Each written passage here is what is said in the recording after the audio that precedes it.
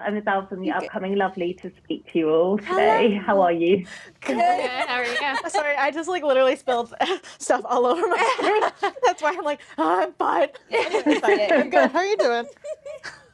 I'm very good, thank you. Congratulations on a fantastic series. Absolutely loved it. Oh, as I know everyone else will as well. It's amazing.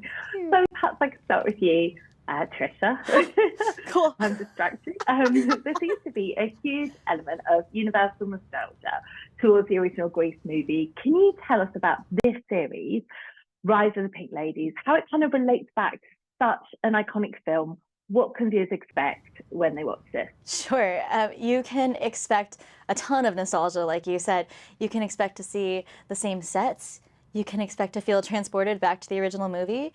You can also expect to see new Easter eggs to see how things developed into those maybe original sets or maybe original costumes. Nancy really likes designing clothing, so if you keep an eye out, maybe you'll see her making something that you see in the original movie. And I'm not talking about the jackets, I'm talking about something else actually, but it's fast. There's so many Easter eggs and so many of them are so quick that you'd actually have to pause to notice them or rewatch and slow it down. And you can expect incredible dance numbers just like the original. You can expect the same Grease energy. You can expect to be in a good mood, to feel for the characters, but you can also see brand new stories from brand new characters who you've never heard about. Maybe people who you would see in the background of the original Grease. They finally get their chance to shine and to have their stories be told. Beautiful. Thank you. And Marisa, your character Jane is, it's right in the centre of this narrative. Can you tell us a bit about her? What attracted you to this role? And was it kind of like a dream come true to be central to this character, like Olivia Newton-John was as Sandy? Oh, it's the biggest honor in the world, and even just to be able to act every day amongst these incredible actors in our cast. I was blown away every single day, pinching myself every chance I could get. I think Jane is a great person to lead the story, because as much as she likes to be in control of things and have her hands in the situation and participate in every club and activity and be everyone's friend, she's also just the biggest learner. And as we go throughout the show, she's learning more about herself, she's learning more about others, and how her expectations, people that might not meet her, the expectations that she has preset for them, and what does that mean, and also just like learning how to stand up for yourself, and she's making all of these fresh discoveries just as the audience is making. So I think she's a great person to kind of handhold the viewers throughout the show.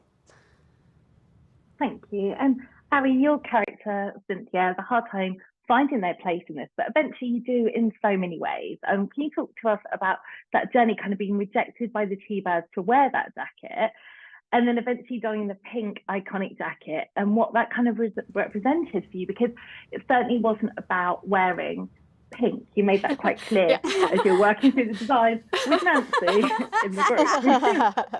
Yeah, Cynthia wasn't the hugest fan of pink, but I think to her it meant to belong, really, to belong. I think the pinks, all of us, our characters really needed that, really desperately, to feel like we had people who would stand behind us for our differences. All of us find each other because we don't fit in for whatever reason with Rydell and like the larger world, and of course Cynthia, we find her loving the T-Birds. She loves the T-Birds. She wants to be a T-Bird. I personally related to that as a kid watching Grease, and she finds that they don't accept her because she's a girl, which is something that she can't control.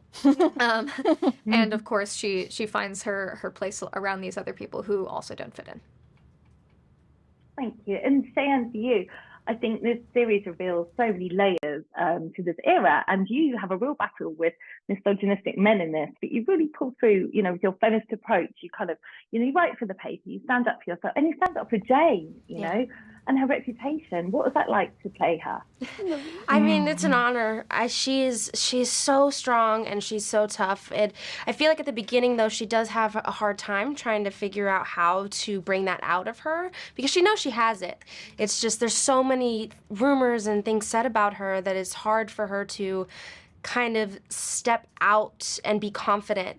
But I think there's a moment where she realizes, like, okay, if these rumors are going to be said about her, you might as well become what they're saying. And then once she does that, she finds the confidence, and then she finds the Pink Ladies, and she's able to be like, all right, I have this confidence, and I'm going to protect whoever is around me. She kind of is a little bit of the mama bear of the Pink Ladies. Yes, she is. She is. Kind of Really? watching over all of them. Yeah. But it is definitely such an honor to play somebody so strong and so powerful, and being able to use that to kind of say anything she wants.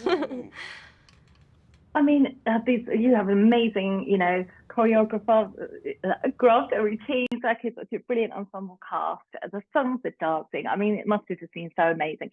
Is there any way I could do the pledge with you guys? Let's do the pledge. Do you want a review or you got it?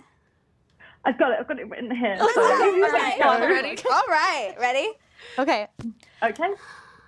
The Pink Ladies Pink pledge Lady pledge is to to act cool, act to cool, look cool, look and cool, to be cool. cool. Till death do us part. Think Pink! Thank you so much. That was Thank you very awesome. much for speaking to me. Thank you very much. Thank you. Bye. Lovely Oh, to that was meet you. lovely.